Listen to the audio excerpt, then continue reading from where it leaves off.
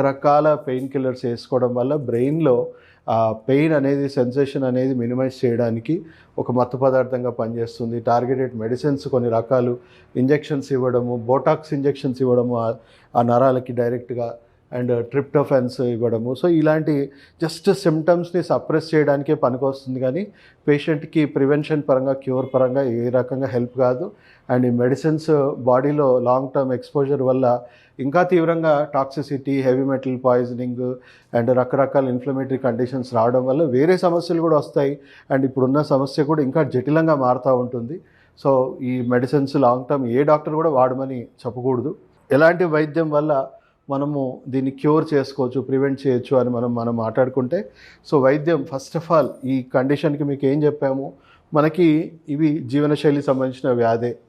మన బాడీలో nutritional deficiencies, stress, genetics, poor digestion, lack of sleep, gut health, toxins, రకరకాల మన శరీరంలో ఉన్న ఇంబ్యాలెన్సెస్ వల్ల, ఫంక్షనల్ డెఫిషియన్సీస్ ద్వారా మనకి ఫంక్షనల్ డ్యామేజెస్ జరిగి రకరకాల అనారోగ్యాలు వస్తున్నాయి. దాంట్లో మైగ్రేన్ కూడా ఒకటి. సో అంటే మనము అసలు రోగము మన డైట్, లైఫ్ స్టైల్, జీవనశైలిలోనే మనం చెప్పొచ్చు. దానివల్ల ఆల్రెడీ మన బాడీలో ఫంక్షనల్ డిసార్డర్స్ వచ్చాయి. ఆ ఫంక్షనల్ డిసార్డరే అసలు రోగం. ఫంక్షనల్ డ్యామేజ్ అనేది బాధితులు అని చెప్పొచ్చు. అంటే మన శరీరంలో ఎక్కడో ఇంబ్యాలెన్స్ వల్ల మనకి తీవ్రంగా హెడేక్స్ వస్తూ ఉంటాయి. సో వీటిని కరెక్ట్ చేయకుండా, ఆ డ్యామేజ్ వ్యవస్థని మనం సరి చేయకుండా లోపల తీవ్రతను ఆపలేకపోతున్నాము, అండ్ లోపల సమస్యని మూలాల నుంచి నయం చేయలేకపోతున్నాం. సో ఇంగ్లీష్ మెడిసిన్ ఏదైతే ఉందో ఓన్లీ సిమ్టమ్స్ని సప్రెస్ చేయడానికే పనిచేస్తుంది. వేరస్ ఫంక్షనల్ మెడిసిన్, అక్యుపంక్చర్ ఇలాంటి వైద్య విధానాలు మనం రూట్ నుంచి ఆ సమస్యని కరెక్ట్ చేసుకోవడం, ఇంకా పెరగకుండా ఉండడం, అండ్ లోపల ఉన్న డ్యామేజ్ చేసే వ్యవస్థనంతా సరిచేయడం వల్ల, అండ్ ఆల్రెడీ జరిగిన డ్యామేజ్ని కూడా రిపేర్ చేయడం వల్ల మనం పూర్తిగా కోలుకొని మళ్ళీ ఎపిసోడ్స్ రాకుండా చేసుకోవచ్చు. సో క్లియర్ డిఫరెన్స్ ఏంటి అని అంటే, ఇక్కడ మనం హెల్త్ మీద ఫోకస్ చేస్తూ మనం అనారోగ్యాన్ని తగ్గించుకుంటున్నాం. అక్కడ ఓన్లీ డిసీజ్ని మేనేజ్ చేస్తూ రోగాన్ని ఎప్పటికీ మేనేజ్మెంట్ దశలోనే ఉంచుతున్నాం. అండ్ ఇక్కడ హోలిస్టిక్ అప్రోచ్లో రూట్ నుంచి క్లియర్ చేసుకుంటున్నాం. అక్కడ మెకానికల్గా ఓన్లీ సిమ్టమ్స్ ఈరోజు బతికితే చాలు అనుకుంటున్నాం. ఇక్కడ ప్రివెన్షన్ అండ్ క్యూర్ మనం ఫోకస్ చేస్తున్నాం. అక్కడ రియాక్టివ్గా రోగం వచ్చాక, దాని తీవ్రత పెరిగాక కేవలం మేనేజ్ చేసుకుంటూ ఉంటున్నాం. సో పేషెంట్కి ఇక్కడ చాలా ఇంపార్టెంట్ రోల్ ఉంటుంది. So diet, life style maintain చేయడంలో, అందుగురించి పేషెంట్ని ఎంపవర్ చేయడం, ఎడ్యుకేట్ చేయడం అనేది చాలా ఇంపార్టెంట్ రోల్. ఇక్కడ పేషెంట్కి ఎలాంటి ఎడ్యుకేషన్ ఇవ్వాల్సిన అవసరం లేదు, టైంకి మెడిసిన్ వేసుకోమని చెప్పడం తప్ప. సో ఇక్కడ ఇంటిగ్రేటెడ్ అప్రోచ్లో మనం రూట్ నుంచి క్లియర్ చేసుకోవడం ఎలా అనేది కొంత వివరంగా తెలుసుకుందాం.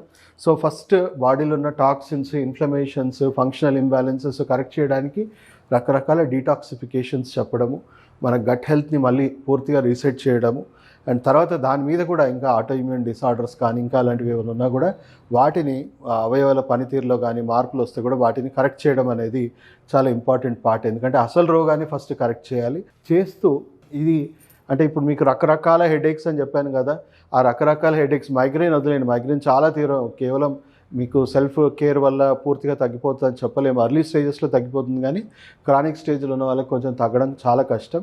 సో ఎర్లీ స్టేజెస్లో ఉన్న వాళ్ళకి ఇప్పుడు హెడేక్స్ వచ్చాయనుకోండి, ఈ ప్రెషర్ పాయింట్స్ ఒత్తుకోండి, మీ డైట్, లైఫ్ స్టైల్ కరెక్ట్ చేసుకోండి, మీకు ఇన్స్టెంట్గా రిలీఫ్ కూడా వచ్చేస్తుంది, అండ్ రికవరీ అవ్వడానికి కూడా మీకు ఈ పాయింట్స్ అనేవి హెల్ప్ అవుతుంది. సో ఫస్ట్ పాయింట్ LI4 అని చెప్పేసి ఇక్కడ ఉంటుంది.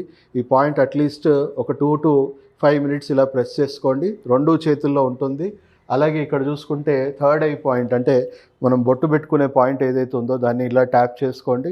సో ఈ పాయింట్ స్టిమ్యులేట్ అవ్వడం వల్ల పీట్యూటరీ పీనియల్ గ్లాండ్స్ ఎక్స్పాండ్ అవ్వడము, మెంటల్ హెల్త్ స్టెబిలైజ్ అవ్వడం, యాంగ్జైటీ లెవెల్స్ కంట్రోల్ అవ్వడము జరుగుతూ ఉంటుంది. అండ్ ఇదే డ్రిల్లింగ్ బ్యాంబూ అంటాము. సో ఇక్కడ మన ముక్కు పైన భాగాన్ని ఇలా మనం ఊరికే ఇలా స్టిమ్యులేట్ చేసుకోవడం వల్ల కూడా pain killers, natural pain killers అనేవి రిలీజ్ అవుతూ ఉంటుంది. అలాగే ఇక్కడ మనం చెంప మీద ఏదైతే ఉందో స్టమక్ 3 పాయింట్ అంటాము.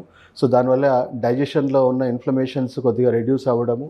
అలాగే మనం చూసుకుంటే GB20 పాయింట్ ఇక్కడ మన మెడకి వెనక భాగంలో ఇక్కడ ఉంటుంది. సో ఈ పాయింట్ స్టిమ్యులేట్ చేయడం వల్ల ఐకి బాగా బ్లడ్ సర్క్యులేషన్ అనేది జరిగి I related migraine pains immediate reduction అనేది జరుగుతూ ఉంటుంది. అండ్ ఇక్కడ వేలి దగ్గర ఇక్కడ ఉన్న పాయింట్ లివర్ 3 అని పాయింట్ అంటారు. ఈ పాయింట్ స్టిమ్యులేట్ చేయడం వల్ల బ్లడ్ ప్రెషర్ స్టెబిలైజ్ అవ్వడం, అంటే బాగా హెవీగా బ్లడ్ ప్రెషర్ ఉంటే స్టెబిలైజ్ అవ్వడము. తర్వాత ఇది కొంచెం ఇక్కడ ఆల్మోస్ట్ మన హెయిర్ లైన్ ఎండ్ దగ్గర ఈ పాయింట్ స్టిమ్యులేట్ చేయడం వల్ల కొంచెం మెడలో స్టిఫ్నెస్ తగ్గడం వల్ల కూడా మనకు రిలీవ్ అవుతూ ఉంటుంది.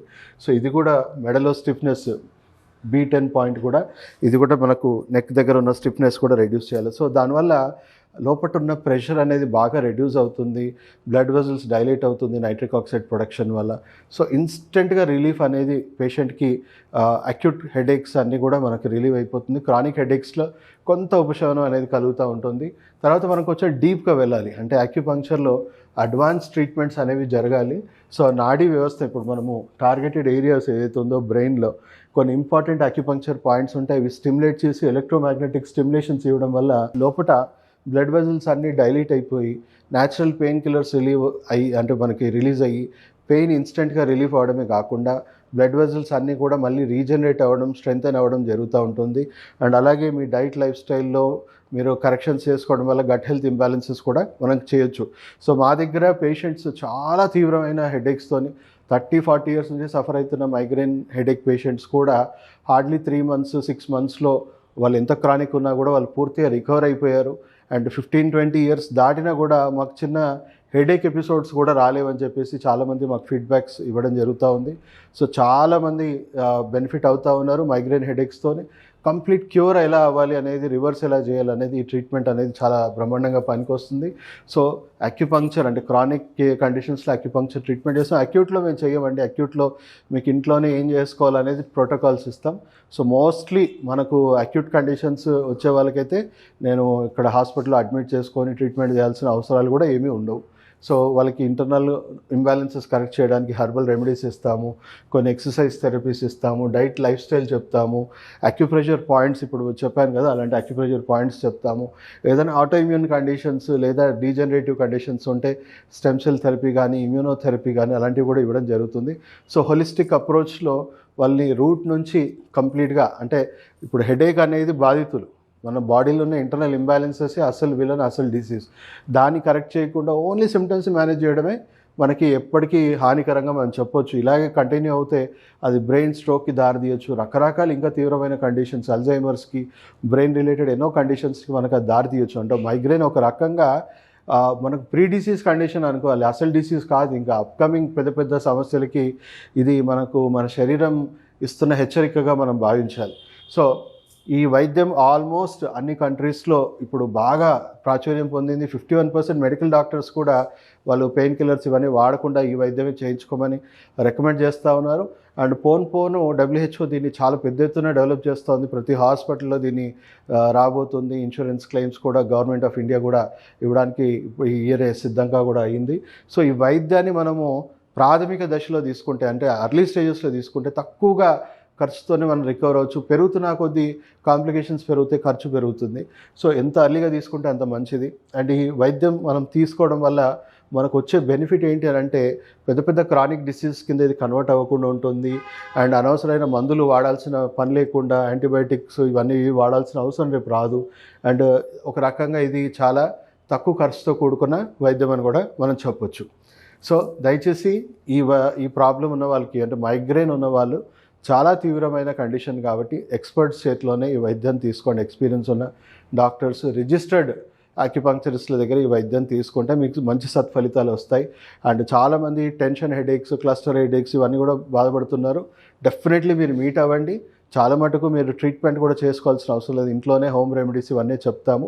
సో ఆన్లైన్ కన్సల్టేషన్స్ కూడా ఉన్నాయి, ఆఫ్లైన్ కన్సల్టేషన్స్ కూడా ఉన్నాయి. ప్రపంచంలో ఏ దేశం నుంచి అన్నా చాలామంది మమ్మల్ని కన్సల్ట్ అవుతూ ఉన్నారు. సో ఎవరైనా కూడా మమ్మల్ని కన్సల్ట్ అవ్వచ్చు. దయచేసి వీడియో స్ప్రెడ్ చేయండి, ప్రతి ఒక్కరికి చేరేలాగా చేయండి. నాలెడ్జ్ అనేది చాలా చాలా ఇంపార్టెంట్. ఎందుకంటే మీకే, మీ ఫ్యామిలీలో ఎవరికైనా ఈ కండిషన్ వస్తే డ్రగ్లెస్గా మీరు ఈ వైద్యం ఎలా తీసుకోవచ్చు అనేది ప్రతి ఒక్కరికి అవగాహన కలిగించడం, ఎంపవర్ చేయడం అనేది ఇప్పుడు నీడ్ ఆఫ్ ద అవర్గా మారిపోయింది. సో దయచేసి ఈ వీడియో ప్రతి ఒక్కరికి షేర్ చేయాలని కోరుకుంటూ సెలవు తీసుకుంటూ మీ డాక్టర్ సాగర్.